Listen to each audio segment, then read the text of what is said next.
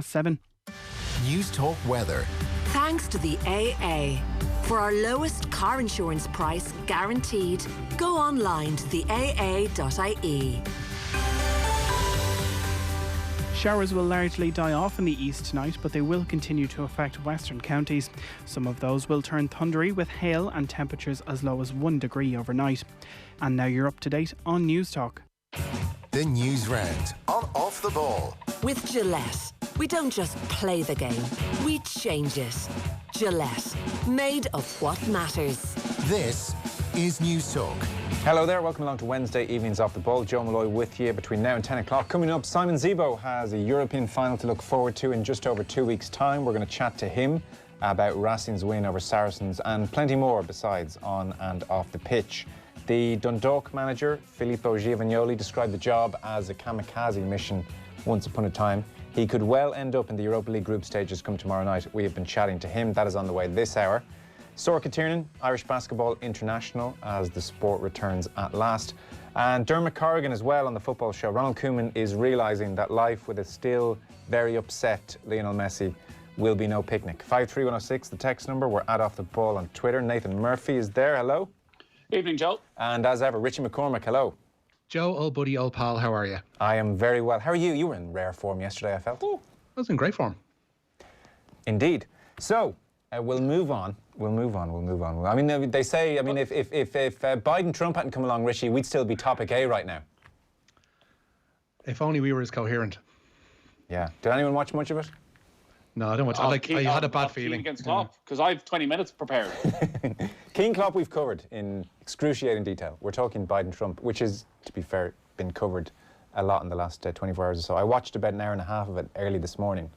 It was you did well. Especially grim, yeah, shocking stuff. The thing about it is, I was watching it and I kind of knew this was going to happen in that, without wanting to go off on too big a tangent, that you can't have a debate if one side won't engage in it, and there is no victory then, and essentially there's no one to lose either. So that suits the incumbent more than anybody else, you would imagine.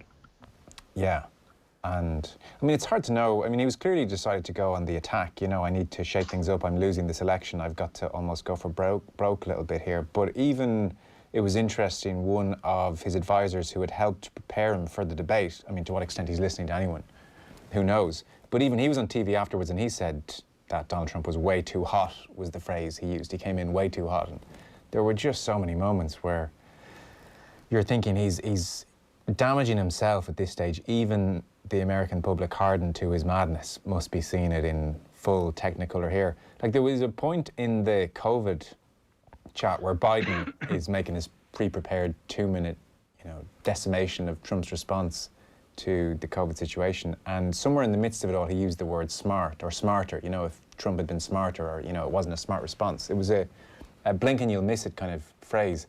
And Trump's response was, I think he interrupted, to be fair, which was a constant. But he came in and said, don't talk to me about smart. You finished last in your class in Delaware, so don't ever use that word smart with me. What do you say back to that? I've just dismantled your COVID response and you've just called me stupid. I don't think, do I defend my intelligence or do I go back to the COVID? I don't know, Nathan. That's what I'm saying. It just muddies the water and, there's no good can come of it then. Yeah, it was interesting. I saw mostly the Twitter clips, which is maybe the best way to watch something like this. And I saw that bit about the smarter and the you finished bottom of your class. And it was interesting. I'm always wary of the bias that I get on social media that you do need to be aware of, obviously, that would be quite anti-Trump, which was he lost this. And even to his base, as you say, they saw a more aggressive side that they haven't seen before. And actually, that won't curry him any favour. I'm wondering, really, at this stage, is anybody shocked by that last night? I know it was a presidential debate and you might expect some standards, but everything we've seen over the last 3.5 years suggests that was coming. It may work out as a brilliant game plan because over the course of the debates, it's going to be impossible for Biden to get into any sort of flow. So his only real hope is that the American public look at this, he just lets Trump loose and that somehow Trump oversteps the mark. But is there a mark anymore? There's been so much talk about Biden's gaffes and Trump has been going heavy on the Sleepy Joe stuff. So, from Biden's perspective, in a way, it's probably worked out because any kind of coherent performance on his part beats expectations. But the other thing was Trump interrupted him so often that actually, even if Biden is liable to lose his train of thought, Trump is just going to interject so often that he'll never be caught out. You know, if I only get 8 words into my point and I'm going to lose my train of thought after 20 words, you're almost helping me out. Like, anytime he did lose his train of thought with Trump's interruptions, it was because of Trump's interruptions. And then Biden would, you know, just close his eyes and looks down, you know, almost kind of meditative for a moment and just, this is not presidential. How it plays, I don't know. I mean, that is the interesting point. Their bases are both pretty much ensconced. It's the floating voter, I guess, which is crucial. The moderator, the one Chris thing that Wallace, really struck me last night, Joe, was like, these are 2 elderly men. It really felt like they both more than looked their age, mid-70s. And I don't want to be ageist in any way, but with all the issues that are in America and modern America and for young people in America, they both seem a world away from that. It's true. I'm not sure when the next one is on, but it will be really interesting to see if Trump just thinks, I think that went well, and goes with the same tactic, you know? And he's so clearly more emboldened than he was 4 years ago with the Hillary debates. Maybe he's had just 4 years of everybody ass-licking him and refusing to disagree with him or they get fired, that suddenly, you know, when he's been challenged in any way or has to obey any rules, he flipped out. Like, there were moments where the moderator, who has been slammed by everyone, it seems. I mean, I'm not sure what he could have done. Yeah, Wallace. I thought he did put in. I saw the overwhelming majority of people I saw said he put in a decent performance. Did they? Okay. And he was actually the best performer of the 3 people involved, which I guess probably says it all. Yeah, Biden wasn't pulling up trees. You couldn't say either. You know, he just needs to be like average, and just let your man talk. That's what I'd say. Yeah. Just let him hang himself. So look, busy show coming up. Simon Zebo on the way after 8 o'clock. He's got a European final to look forward to. It's a really good chat. There's loads in this, you know, life in France and at Racing and bits and bobs, and even how he's going to mentally prepare for the final. It turns out, actually, he won't get, his issue is not getting too nervous. It's just getting too excited for the whole thing. And he's got a playlist to calm himself down, including a bit of Barry White, just to, you know, smooth him out. So that's all coming. And then I'm sure you've seen on Twitter as well over the past year, he's been a massive supporter of the Black Lives movement. And I was putting it to him. Here's a short clip just to whet the appetite a little bit. That closer to home, you know, we've had the black community telling their stories on the back of the Black Lives Matter movement over in the States. And around the time as well, we've seen a video of that young woman, I think it was in Galway, having the N-word repeatedly thrown at her across the street. We've seen that Chinese woman pushed into the canal by those teenagers. Some really terrible stuff. So I asked him for his thoughts on Ireland and the experiences he may or may not have had. Shocking, yeah. I've had some shocking experiences all the way up through school, sport, as an adult, through in family life, any area you name it. I've had instances of racism thrown at me, and other people I know and family members, etc. So I don't know. What's an example of that, Simon? My father being abused at petrol stations while I'm in the cars as a kid, on the hurling GA pitches, every second game, every third game. A shout from the sideline or from fellow players? Other players, sidelines, you name it, yeah. Socially, at bars, nightlife, growing up in Cork, as a teenager hanging around Cork, everywhere. Yeah, it's literally everywhere. Oh. Yeah, there's not a place where it hasn't happened, unfortunately. And are we talking, I don't know, a sly kind of under your breath comment, or are we talking the N-word? Are we talking like overt horrible racism? Both, yeah. Right. Yeah, from sly little nasty comments to yeah, the worst things that you could hear come out of somebody's mouth, I suppose. So yeah, it's not just Ireland though. It's unfortunately it's everywhere, as you can see in social media. It's a culture thing that needs to change, and we try and rise above it, I suppose.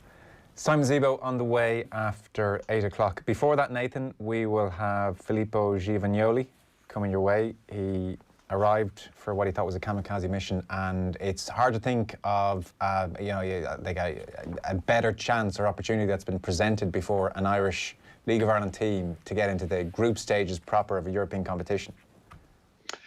Yeah, well, the second you say a team from the Faroe Islands, you automatically assume a team from the Republic of Ireland is going to go and beat them. But look at what they did last week. We shouldn't underestimate them. And Dundalk have been a rabble for the vast majority of this season. Listening to a lot of him today from his press conference, comes across as an incredibly likeable character. And it's unfortunate for Giovanni that because there was such disappointment with what happened at Dundalk and all the stories that emerged around Vinnie Perth's exit and the influence from above, that a lot of the goodwill towards the club seems to have evaporated. And that then was put onto him, who, people are laughing about he ran AC Milan's American Academy. Like, this is a huge opportunity. He's done nothing wrong here. He knew the right people at the right time, got the opportunity. And he seems to realise that as well. Like, he's not coming in saying, I am the saviour. You don't understand. Here's the Italian to teach you how football should be played. I think he fully realises that everybody's looking at him going, what the hell is going on? And that he's sort of ended up in this fortuitous position that he can join Michael O'Neill and Stephen Kenny as the only men to bring an Irish team to the group stage of a Europa League, which would be a heck of an achievement. And again, could transform Dundalk for the next 2 or 3 years with £3 million. So, I hope they go and do it tomorrow night. Yeah. So I know Richie has a clip of him ready to go. Let's get stuck into the news round. It is with thanks to Gilette. We don't just play the game, we change it. Gilette, made of what matters. There is football this evening, Rich. Yeah, and a big shock on the cards actually in the Carabao Cup fourth round. There's just 5 minutes to go at Rodney Parade in the first of this evening's 4 games. It's Newport County 1, Newcastle United 0. The League Two side took the lead in the 5th minute through Tristan Abrahams, and so it remains. They're not long underway at Turf Moor, where Burnley are up against Manchester City, scoreless after 14 minutes there. 18-year-old Cole Palmer is in an otherwise strong City side. The games come too soon for City's €71.5 million signing Ruben Dias. At 7:45, Brighton entertain Manchester United, and Jason Malumbi starts for the hosts tonight. And also at 7:45, Everton take on West Ham. As you mentioned there, Dundalk interim boss Filippo Giovagnoli has told OTB Sports he wants the job on a permanent basis. He took over from Vinnie Perth late last month in a surprise move from the champions. The Italian leads Dundalk into tomorrow's Europa League playoff with Faroe side KI, with the group stage potentially 90 minutes away. And Giovagnoli told our Will he'd like to stay at Oriel beyond this season. Well, this is a question that I had already. We had 5 games. This is the 5th game. Every game they ask me, okay, if you win tomorrow, you're going to get the job. If you win tomorrow, you're going to get the job. I don't think it's this. I don't think it's win this game that is going to judge my job at Dundalk. But, of course, this is a bigger opportunity than my job. It's something bigger than to have an opportunity to extend my contract. This is something that, like you said, is going to make history for the club, for Ireland. So if Filippo extends his contract, it's really secondary. But does Filippo want the job beyond this season? Yes. Would you like to stay? Yes. Yes, of course I want the job because I like the club. I like what the club can become with the right project, with the right thing. I would love to help the club build something successful in the future. And if they were to get €3 to €4 million from qualifying for the Europa League, that helps that process a lot. I'm not the guy that is gonna count the cash, right? I'm not trying to put pressure on you, but if they were to win, it's huge for the club in terms of investment. Of course. But if you want to build a project in the club, it's not just have a prize that is gonna change the way to think the soccer for the club, right? Because then money in 1 year are gonna end again. So if you don't have a direction, a vision, and the mission, you're not gonna go anywhere. It's just gonna be another historic game. But for the club, then you have to build something special for the future.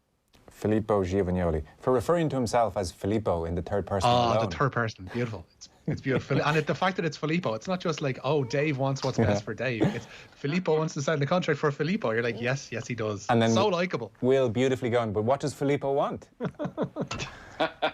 Dan, I think we know that if Filippo doesn't win tomorrow night, I don't think he's going to be there next season. Very likeable, though. He has the potential to be cult hero. We'll be doing a 10-year anniversary chat with Filippo, I suspect, on some dreary evening here. So Dan McDonald had that piece on Dundalk not so long ago, and I remember he was on around the time of Filippo's arrival and was saying that of his first training session, the standard wasn't as bad as the players feared.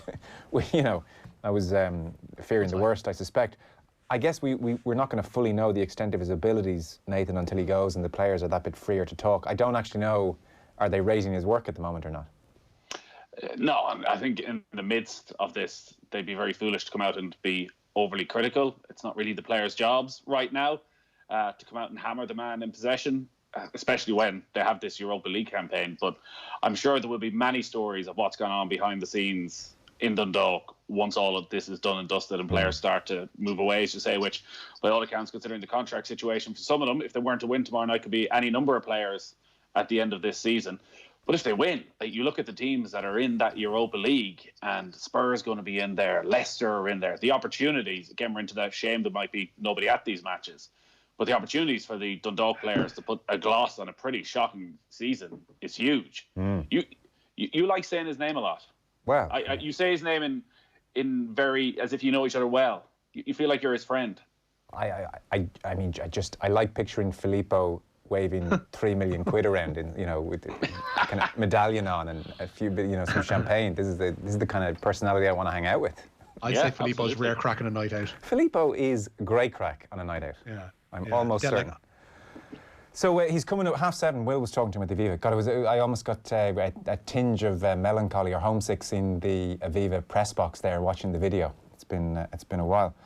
I'm just looking at the Brighton team in case you're wondering. Aaron Connolly does not start. Sorry, Richie, if you mentioned that already, but Connolly, yeah. Jason Malumbi does. Yeah. Malumbi does, yeah. So, God, can Brighton at least not just have a crack at the cup? If they're even sacrificing it. The United team, Delo, Bailly, Lindelof, Williams at left back, Fred and McTominay, Van de Beek, Juan Mata, James and Igalo is what we're looking at. By the way, Nathan, Pat Nevin made this point, and I tended to agree with him, so you can chip in here and settle this. Klopp, Keane or handball, I don't want to know about it. Roy Keane and Jurgen Klopp the other evening. I don't know if you saw this now. Oh, really? So Aaron Connolly, when he got in front of Pogba, I think it was, on Saturday, and he sort of tugged at the jersey. Let's ignore the tugging at the jersey on his part, but he kind of just threw himself to the ground. And I think a lot of people thought, well, that should be a penalty. Nevin was of the opinion, we're seeing too many of these instances now where attacking player just gets ever so slightly in front of defender. Very difficult for defender to stop totally in their tracks, but attacking players throwing themselves to the ground. Nevin is of the opinion these are not penalties, these are not free kicks. And yet I know the attacking player is obviously being impeded in a lot of these instances. They're tricky. The referees are tending to give them. Yeah, they are, and it's an almost impossible job. I would expect that at this stage, those sort of forward players have been coached in what to do, which is if you're in that 50-50 sort of shoulder to shoulder as you enter the area and you have half an inch of space in front of them, step across. Because as you say, the defender can't stop. And if just slow yourself down, he's going to go into the back of you. And if they're looking at VAR, it's almost impossible to tell.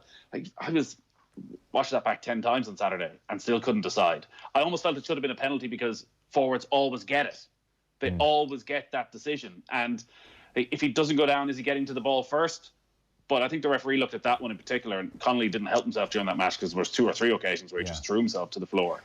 That the referees are looking at that and thinking, is Connolly attempting to get to the ball?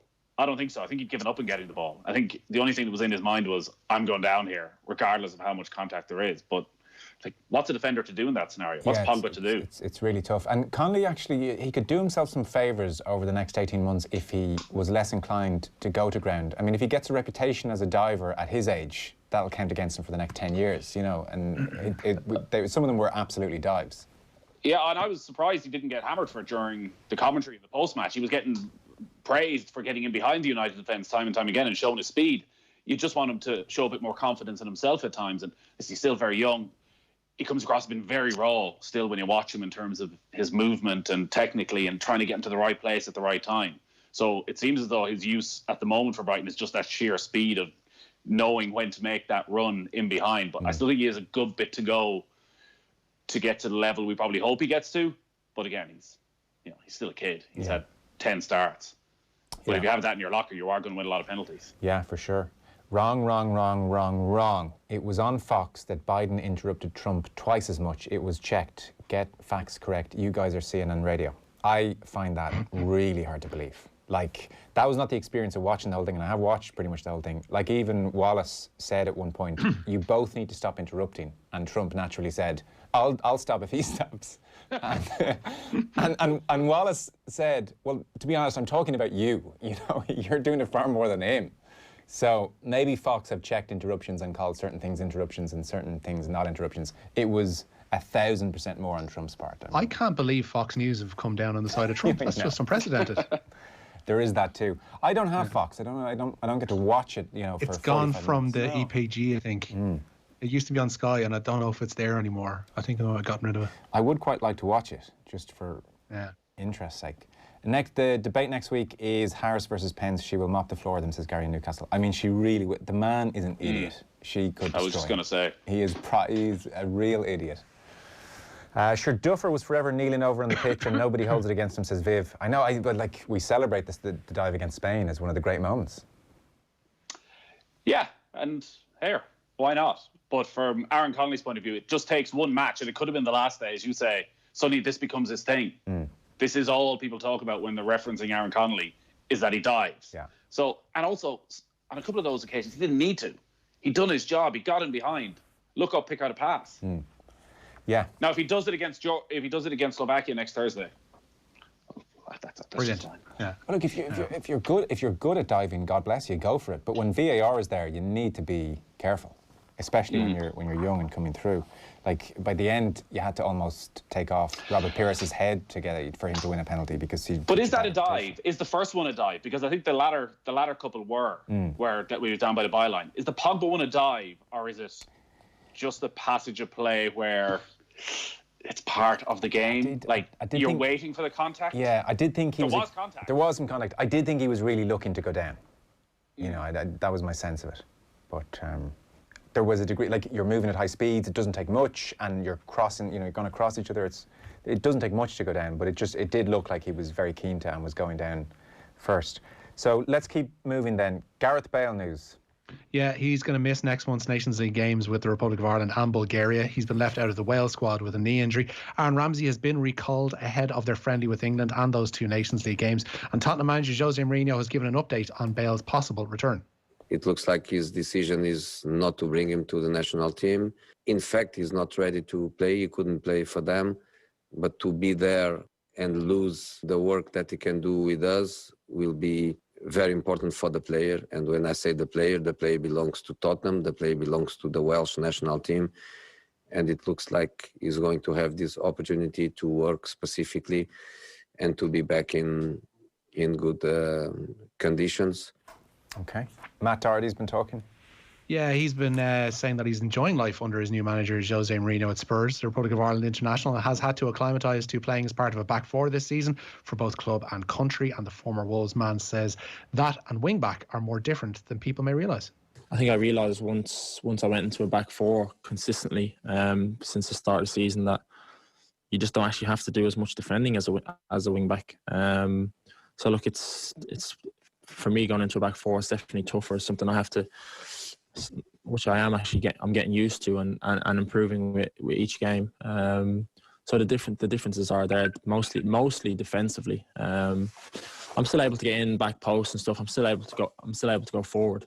But it's just harder work because you're coming from deeper, and you're not necessarily up the pitch all the time. Defensively though, it's just a lot about your position. I think when you play wing backs for so long, you kind of pick up a few bad habits, and you probably don't get in as tight to your centre back as much as you should, and your body positions, etc. So, yeah, look, I'm still learning. I'm still able to improve playing in the back four. You know, in fairness to him, he's brilliantly honest and insightful. I was just going to say, that is the most interesting interview I've heard from a footballer in a press conference in a long, long time. Really good. Yeah, his whole press conference is actually really good. Was it? And it does tally. I mean, like he definitely seemed to have a very high starting position in Spurs' first game, and you know, but Mourinho does sometimes allow one of the fullbacks to do that, so it was hard to know. But even he was talking about just getting closer to the centre halves there. That's not necessarily a starting position point of view, but yeah, very honest. Yeah, he's been great as well inside. Sorry, Richie. He's been great because we've done the commentary on a couple of the matches so far of Spurs. He's been brilliant in the opposition half, like still making those runs from deep. The problem was, which Kenny Cunningham highlighted in commentary, when he lost the 50-50 with Joe Linton and sort of stops, throws his eyes to heaven, and suddenly Joe Linton's 15 yards ahead of him, right in front of Mourinho, who is barking at him to get back. that realisation that I don't have a third centre-back covering anymore needs to come pretty quickly. Yeah. They played with 3 last night against Chelsea. Yeah, there might have been. And Marino said that might be the future. Yeah. It is the Campbell Ward of our generation with Seamus Coleman's form. So good at the moment. So Sexton O'Gara. Sexton O'Gara, well indeed. So it's hard to know. How much does being the man in possession on Doherty's part count in Stephen Kenny's eye, Nathan, is the question. Yeah, I think Kenny made the right decision for certainly the first 2 games because Doherty was the man in form. But Coleman couldn't have responded any better. He could not have responded any better. And as the team captain, to go away, play as well as he has played, and then to bring him back in and say, you're still not getting in. Well, when does he get in? Essentially, you're saying to Seamus Coleman, well, while Matt Doherty's fit, he's my guy. So I think away in Slovakia, you go with Coleman. And maybe you do find, I still think you can find a spot for Doherty further up the pitch. Even with those injuries that are there for Callum O'Dowda, play him on the right of a 3 if needs be, but play the 2 of them together. But I just think Coleman's been so strong and has shown, like, keep using the word character about him. Like, the disappointment must have been massive to miss out in those 2 matches, not get a minute when so many players were getting an opportunity. So to bounce back, play that well, and then not get in again, like, he'll come out with the smile on his face and be the captain, but geez, it'll kill him. Be a big blow, yeah. Do you know, and we touched on this actually with Jackie Oatley the other evening as well, who does the Wolves podcast, Molyneux View. The one thing about Connolly I really like, and Coleman doesn't quite do this, Connolly is phenomenal at... Doherty, excuse me. What did I say? Connolly. See, there's a text in about Connolly I can't read out from a referee in Galway who refed him growing up. I'll say no more. So, Doherty coming inside is brilliant, and he did it for Ireland a few times, and it really opens things up. You know, the underlap, I guess, is what you call it. And you know, suddenly you've got an extra man in midfield, and things can really happen. And Jackie Oatley was saying she has seen him do it for Wolves, God knows how many times. I really like it, and Coleman doesn't quite have that in his arsenal, but it's close. Like, how do you split them? You can't really. So that's up to Steve. Experience, yeah. So where are we going next? French Open. Roland Garros. Yeah, Serena Williams. She's out essentially of her own doing. The quest to win a record equaling 24th Grand Slam will continue into 2021. She withdrew from the French Open with an Achilles injury prior to her second round match today with Svetlana Poronkova. It set the tone for an attritional day in the women's draw, and I can't recommend seeking this match out highly enough. 50 Kiki Burton survived injury and match points to beat Sarah Irani in 3 sets. Burton's left the court in a wheelchair, rigid with cramp. Irani shouted Vavanculo as she left the court and refused to tip rackets and engage in the usual pleasantries. No such issues for Simona Halep, who beat compatriot Irina Camelia Begu 6-3, 6-4. 10th seed Victoria Azarenka is out. She was beaten in straight sets by the Russian qualifier Anna Karolina Shmedova. And 3rd seed Alina Svitolina needed 3 sets, to beat Renata Zarazua of Mexico. 3-time defending men's champion Rafa Nadal eased into round 3. He lost just 4 games in a straight sets demolition of Mackenzie McDonald. Dominic Thiem also straight sets victor today, also over an American, Jack Sock. And Stan Wawrinka completed a 150th Grand Slam victory with a 4-set win over Germany's Dominic Kupfer, during which a sonic boom interrupted play. Okay. She shouted what, by the way? What was that? Vafanculo. Okay. What's that mean? Can't repeat it on air, Joe. Oh. Pete's just People wouldn't be happy if we shouted out at him. Go F yourself. Yeah. Okay. So the player being taken off in the wheelchair shouted go F yourself, or the player left on the court? Okay. Irani claimed afterwards that she thought Burton's, even though she was wheeled off in a wheelchair, even though she literally screamed while touched on the thigh by her trainer after the match, that Burton's was taking the mickey and wasn't actually injured. Irani, during the first set, I think had attempted multiple underhand serves. Her serve just deserted her. It was just an incredible display of shithousery from both, and it's just like a really enjoyable tennis. Right. I feel like this is how a tennis match between me and Nathan would finish up one way or another. Vavanculo. Okay. And what language is that? Sorry, you both seem to know what that meant. What is Italian. It? Italian. Yeah. Okay. Obviously, we didn't have the Italian students over in summer. More Spanish. You learned the Spanish curse words. Bit of time with your new best friend, Joe. Filippo. You need. Yeah. Filippo. I would never say that to him. Filippo's on his way home from the Aviva from talking to Will, going, what the hell is happening here? All I hear is my name and Vafanculo. Filippo, if you're listening, we love you. I'm not sure he'll like the accent though, Joe. Did that sound Italian? It was more like Pope John Paul. Sounded a bit disturbing. People of Dundalk. Yeah, it was a bit more than that vein. Right, where are we going? Last story. Make it good. Make it great. Okay, make it great. Well, I'll try to end on a good news one. Sam Bennett, we mentioned, won't be taking part in the Irish Nationals this week. He's decided to, against travelling. And the Derby winner, Serpentine, has been added to the field for this week's Prix de l'Arc de Triomphe. It brings Aidan O'Brien's total number of entries for the French Classic to 5. Enable is seeking an historic third win in the Paris showpiece on Sunday. We'll be joined by superstar stablemate Stradivarius at Longchamp. Okay, very good. We are done. Simon Zebo is on the way after 8 o'clock. Filippo, of course, is coming up in just a moment. Nathan Murphy, thank you. Cheers, Joe. Richie McCormack, my man, thank you. Beautiful, thank you. All right, Filippo on the way. The News Round on Off the Ball. With Gilette, we don't just play the game, we change it. Gilette, made of what matters. Weekly Wonders at Dunnes Stores. In store this week only, Mars and Capri